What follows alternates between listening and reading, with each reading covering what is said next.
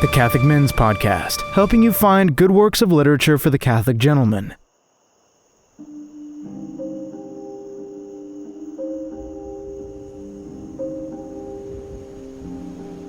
The Siege of Arsur and the Grandeur of Sacrifice. After the conquest of Jerusalem in the First Crusade, the principal Christian leaders founded the kingdom, which would have as its capital the Holy City. The first ruler was to be elected, and the princes unanimously appointed the Duke of Lorraine, Godfrey de Bouillon, for that charge. He was an intrepid knight, famous for his courage, and to whom was owed, more than to any other, the conquered victory. His virtue was extraordinary. When they asked him from whence came the strength that permitted him to cut a man in half with only one blow, he explained to them it was from the fact that his hands had never been stained by sins of impurity. Being chosen king of Jerusalem, he refused the title, saying, "I do not wish to be crowned with gold where our Savior was crowned with thorns." He only accepted the title of Baron and Defender of the Holy Sepulchre, and very soon endeavored to extend the Christian conquests within Palestine. There was a Muslim city, Arsur, that at first accepted defeat and made peace with the Christians. Later it refused to pay the tributes imposed by the Duke of Lorraine and rebelled. The Christian army then came and laid siege to the city, and the attack began. The Christians used siege engines and battering rams to knock down the walls. The inhabitants of Arsur, perceiving that sooner or later they would have to surrender, resorted to a treacherous strategy. They took a prisoner, Gerard of Avennes, and tied him to a pole, which was then placed on the heights of the walls.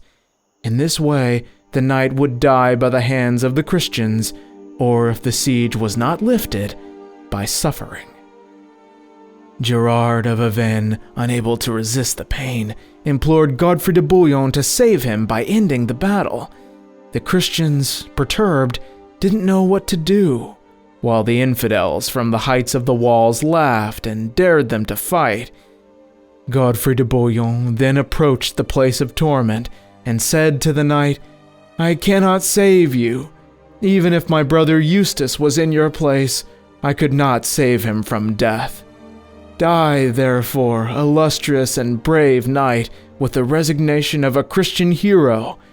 Die for the salvation of your brothers and for the glory of Jesus Christ."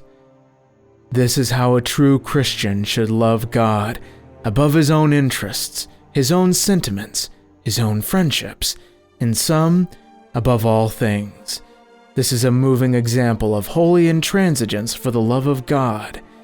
Contrary to what one would think, Gerard of Avennes didn't fall into despair. Godfrey's words gave him courage, not only to die, but for more yet. He wanted, even after death, to continue in some way the fight for the cause of the Church. To this end, he recommended that his weapons and horse be relinquished to the Holy Sepulchre. Following this, he humbly asked for prayers for his soul. The battle continued. Godfrey de Bouillon was not able to take the city. It seemed as if God would not recompense the great generosity of his sons, and that the sacrifice of Gerard of Avennes went fruitless.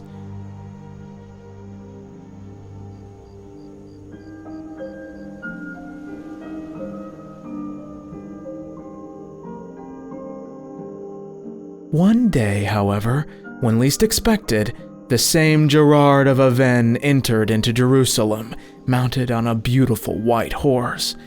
Impressed by the heroism of Godfrey de Bouillon and of the tortured man, the Muslims had taken him down from the wood and later had set him free. God, who never abandons his sons and does not let himself be outdone in generosity, had moved the hearts of the infidels, making them recognize with admiration the grandeur of the Christian spirit of sacrifice. Thank you all so much for listening, and Godspeed. Deus Vult. God wills it.